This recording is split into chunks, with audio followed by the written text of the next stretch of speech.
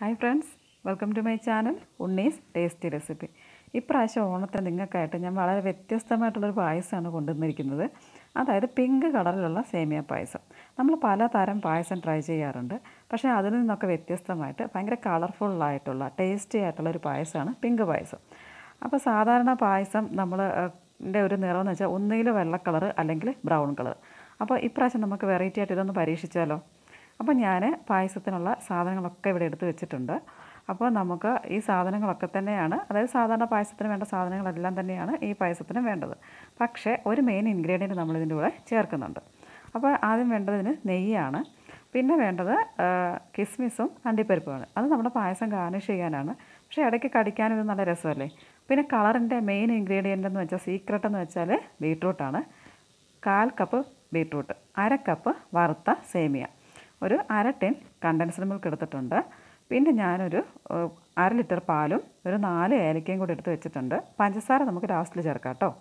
അപ്പോൾ ഞാൻ 1 ടീസ്പൂൺ നെയ്യ് ഞാൻ ഉരുളിയിലേക്ക് ഒഴിച്ചിട്ടുണ്ട്. ഉരുളി നല്ല ചൂടായി കിടക്കുമായിരുന്നു.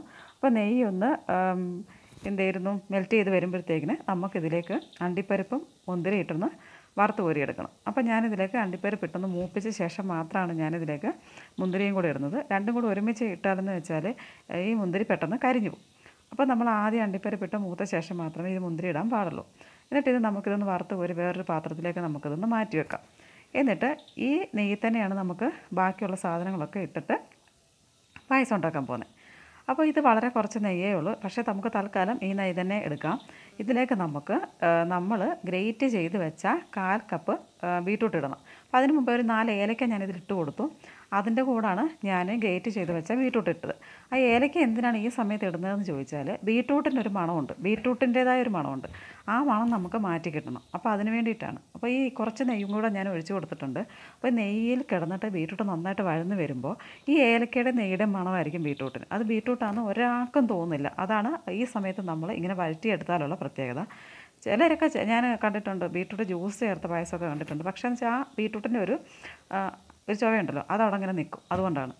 അപ്പോൾ ഇങ്ങനെ ബീട്രൂട്ട് ഇപ്പോൾ നന്നായിട്ട് വഴന്ന് കഴിയുമ്പോഴത്തേക്കിന് നമുക്കിതിലേക്ക് 1/2 കപ്പ് വറുത്ത സേമിയ. അപ്പോൾ ഈ സേമിയ വീണ്ടും വറക്കുമല്ലോ കേട്ടോ, ഞാൻ ജസ്റ്റ് ഒന്ന് മിക്സ് ചെയ്തെടുക്കുകയാണ്. അതായത് ബീട്രൂട്ടും സേമിയയും കൂടെ നന്നായിട്ട് മിക്സ് ചെയ്ത് വരുമ്പോൾ നമ്മൾ 1/2 ലിറ്റർ പാലിൻ്റെ പകുതി നമ്മൾ ഇതിലേക്ക് ഒഴിച്ചു കൊടുക്കുകയാണ്. അപ്പോൾ 1/2 ലിറ്ററിൻ്റെ ഒരു വലിയൊരു ഗ്ലാസ് പാലുണ്ട്. ഈ ഒരു അളവിലുള്ള പാൽ മതി. ഇതിൻ്റെ കൂടെ നമുക്ക് കുറച്ച് വെള്ളം കൂടെ ഒഴിച്ചു കൊടുക്കണം. അപ്പോൾ നമുക്ക് ഇത് വേകാനുള്ള കറക്റ്റ് പാകത്തിലുള്ള പാലാവും. നമ്മൾ വേണമെങ്കിൽ നിങ്ങൾക്ക് ഇതിൽ 1 ലിറ്റർ പാൽ ഉപയോഗിക്കാം. പക്ഷേ എന്നാൽ തുള്ളി വെള്ളം പോലും ഉപയോഗിക്കാതാണെങ്കിൽ ഭയങ്കര ടേസ്റ്റ് ആയിരിക്കും പായസത്തിന്.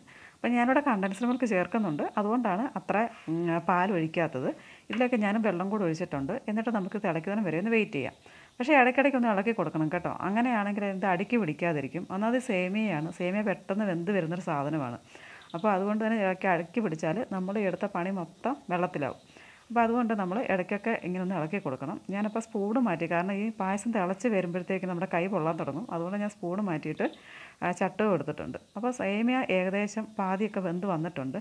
ഇതിൻ്റെ ഈ വെള്ളം മൊത്തം വറ്റണം. വെള്ളം വറ്റിയിട്ട് ഇത് നന്നായിട്ട് കുറുകി വരണം ഈ സേമിയ. അപ്പം പാലിൽ നിന്നൊക്കെ ഇത് വിട്ട് വന്നിട്ട് ഇങ്ങനെ കുഴഞ്ഞ് വരുന്നുണ്ട്. ഈ ഒരു പരുവാകുമ്പോൾ നമുക്ക് നന്നായിട്ടൊന്ന് ഇളക്കി കൊടുക്കണം. അപ്പോൾ സൈഡിലൊക്കെ ഇരിക്കുന്ന സേമിയൊക്കെ നമുക്ക് ഇതേപോലെ ഉള്ളിലേക്ക് ഇങ്ങനെ ആക്കി കൊടുക്കാം. എന്നിട്ട് ഇതിൻ്റെ വെള്ളം നന്നായിട്ട് നമുക്കൊന്ന് വറ്റിച്ചെടുക്കണം. അപ്പോൾ ഒരു 1/4 വേവോളം ആയിട്ടുണ്ട്. ഈ ഒരു പരുവാകുമ്പോഴത്തേക്കിനാണ് നമുക്കിതിലേക്ക് പഞ്ചസാര ഇട്ട് കൊടുക്കേണ്ടത്. അപ്പോൾ പഞ്ചസാര ഇട്ട് കൊടുക്കുമ്പോൾ ഈ പഞ്ചസാരയും നമ്മുടെ ഈ സേമിയയും കൂടെ നന്നായിട്ടൊന്ന് വഴന്ന് കിട്ടും. അപ്പോൾ വെള്ളം ഇപ്പം ഏകദേശമൊക്കെ നന്നായിട്ട് വറ്റി വരുന്നുണ്ട്. നമുക്കിതിലേക്ക് 1/2 കപ്പ് പഞ്ചസാര ഇട്ട് കൊടുക്കുക. അപ്പോൾ സേമിയയുടെ എത്ര അളവാണോ ആ അളവിലാണ് പഞ്ചസാര ഇട്ട് കൊടുക്കുക.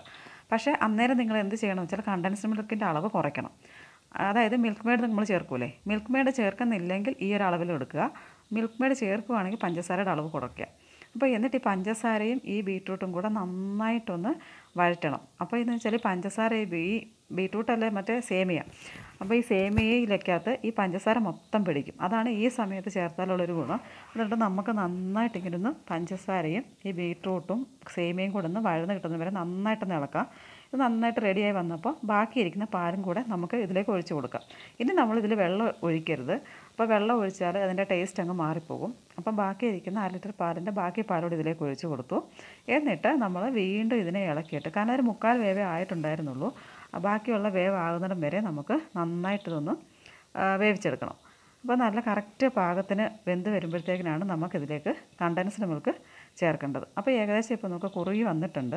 ഞാനിതിലേക്ക് കണ്ടൻസ്ഡ് മിൽക്ക് ചേർക്കുകയാണ്. അതായത് അര ടിന്ന് എടുത്തെങ്കിലും ഞാൻ വളരെ കുറച്ച് ചേർത്തിട്ടുള്ളൂ. കാരണം നമ്മൾ പഞ്ചസാര അത്യാവശ്യം നന്നായിട്ട് ചേർത്തല്ലോ. അപ്പോൾ അതുകൊണ്ട് ഒരു 2-3 ടേബിൾ സ്പൂണോളം കണ്ടൻസ്ഡ് മിൽക്ക് മാത്രമേ ഞാൻ ഇതിലേക്ക് ഒഴിച്ചിട്ടുള്ളൂ. പായസം ഏകദേശം കുറുകി നന്നായിട്ട് വന്നിട്ടുണ്ട്. നമുക്കിതിലേക്ക് അണ്ടിപ്പരിപ്പും മുന്തിരിങ്ങയും കൂടെ ഇട്ട് കൊടുക്കാം. അപ്പോൾ പായസം നമ്മൾ എപ്പോഴും ശ്രദ്ധിക്കേണ്ട കാര്യം എന്ന് വെച്ചാൽ പായസം വെച്ചാൽ അപ്പത്തിന് ഉരുളിയിൽ നിന്ന് മാറ്റരുത്. നമ്മൾ പായസം വെച്ചിട്ട് നമ്മൾ ഈ പായസം ഉരുളിയിൽ അടച്ച് വെച്ചിട്ട് അങ്ങനെ തന്നെ വെച്ചേക്കണം. അപ്പോഴാണ് ആ പായസത്തിൻ്റെ കറക്റ്റ് ടേസ്റ്റ് നമുക്ക് ഇറങ്ങുക. ഇപ്പോൾ നിങ്ങൾക്ക് കാണാം, നല്ല ഇത് സൂം ചെയ്തുകൊണ്ട് കേട്ടോ, ഇച്ചിരി കളറ് കുറവുള്ളൂ, പക്ഷേ പായസം നല്ല കളർഫുള്ളായിരിക്കും. അപ്പോൾ വീഡിയോ കണ്ട് ഇഷ്ടമായെന്ന് കരുതുന്നു. വീഡിയോ കണ്ട് ഇഷ്ടമായെങ്കിൽ ലൈക്ക് ചെയ്യുക, കമൻറ്റ് ചെയ്യുക, ഷെയർ ചെയ്യുക, സബ്സ്ക്രൈബ് ചെയ്യാൻ മറക്കണ്ട കേട്ടോ. Thank you.